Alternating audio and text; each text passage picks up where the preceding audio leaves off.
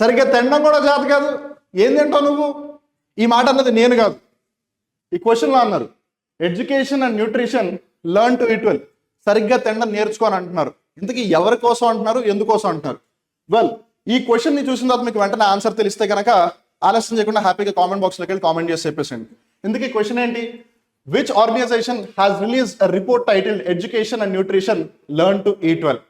So UNESCO, United Nations education scientific and cultural organisation, ఏదైతే France దేశంలోని ప్యారిస్లో తన యొక్క ప్రధాన కార్యాలయాన్ని కలిగి ఉందో, దీని యొక్క స్థాపన అయితే 16 నవంబర్ 1945 జరిగిందో, ఎందులో అయితే 194 సభ్య దేశాలు 12 అసోసియేట్ మెంబర్ కంట్రీస్ ఉన్నాయో, ఇవి అన్ని కలిపి ఈ విధంగా ఒక రిపోర్ట్ని తీసుకొచ్చాయి అనమాట.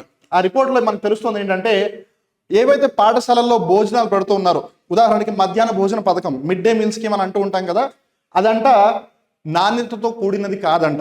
ఇన్ఫాక్ట్ ప్రపంచంలో 187 దేశాల్లో ఓన్లీ 93 దేశాల్లో మటుకే పాఠశాలల్లో లేదు స్కూల్స్లో భోజనాలు అందించడానికి విధానాలు, పాలసీస్ ఉన్నాయంట.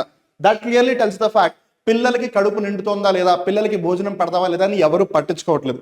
అలానే వాళ్ళు ఫోకస్ చేస్తున్న ఇంకో మేజర్ ఆస్పెక్ట్ ఏంటి అని అంటే, పిల్లలు ఎక్కువగా ఒబీస్ అయిపోతున్నారు, అంటే పిల్లలు ఊబకాయంతో బాధపడుతున్నారు. దానికి వాళ్ళు చెప్పింది ఏంటంటే 1990తో పోల్చుకుంటే ఇప్పుడు ఆ రేట్ ఇంకా డబుల్ అయిపోయింది అని.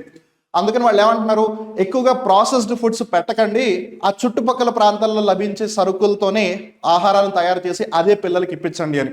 సో ఏదేమైనా తెలుసుకున్నారు కదా, ఇప్పటి నుంచి కేవలం తినడం కాదు, క్వాలిటీ ఫుడ్ని తినడం మనతో పాటు మన పిల్లలకు కూడా నేర్పిద్దాం. ఏది ఏమైనా ఎవరు రిలీజ్ చేశారు ఈ రిపోర్ట్ని అంటున్నారు? యునెస్కో. కాబట్టి option 3 is the right answer. Well, నా పని నేను కానిస్తా, మీ పని మీరు కానిచ్చండి.